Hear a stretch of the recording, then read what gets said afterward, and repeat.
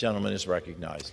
I thank the Speaker, and I certainly thank the Chairman of the Financial Services Committee, and I thank the Ranking Member in the 118th Congress, Mrs. Waters, for her work on this bipartisan bill, H.R. 298, expanding access to capital for Rural Job Creators Act, sponsored by Alex Mooney, our member from West Virginia, certainly a very rural place.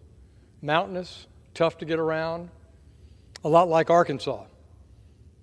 And small businesses, as the chairman said, are the backbone of the economy in Arkansas, as they are across the country. Almost 50% of jobs in this nation are with traditional small businesses.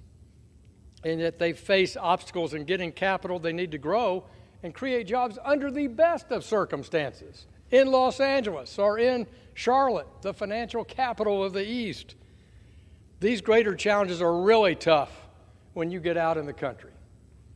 And in Arkansas, that is almost all but 2 counties in our state are deeply rural.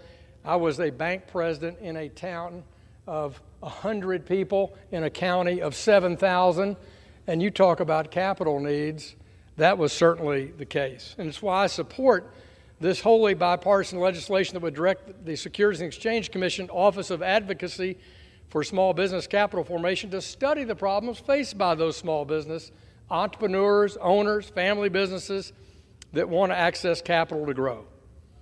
This bill has passed this House last July with bipartisan support, and it should do it again today. It sends a message that Congress is fighting to help our small businesses out in rural areas. It's critical. We want them to thrive. And sadly, this Securities and Exchange Commission and its chairman, Gary Gensler, don't have this as a priority, Mr. Speaker. Their priority is not helping capital formation or helping small businesses thrive. In fact, they're trying to choke it off with their regulatory burden. So I'm glad to see that Congress is weighing in to say this is important.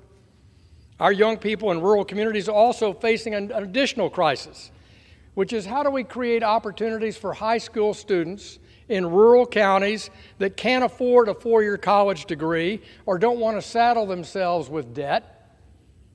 And that means creating a path to pursue a skilled trade, something that's in desperate need in all of our counties, urban and rural.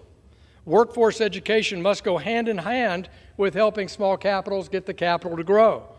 Entrepreneurs have to have the investment, but they've also got to have a skilled workforce to help them grow their company and expand for other people. So I want to say I'm fully in support of this bill, because I think it speaks to the heart of the vast majority of our country, which are small companies working in rural areas. And I agree with the ranking member when she says that they need investment in health care and other things in rural areas. And that's why in my state, there are 172 community health centers, federal community health centers spread across our entire state. And we have a really capable, good local hospital system throughout our rural counties. And we're blessed by that.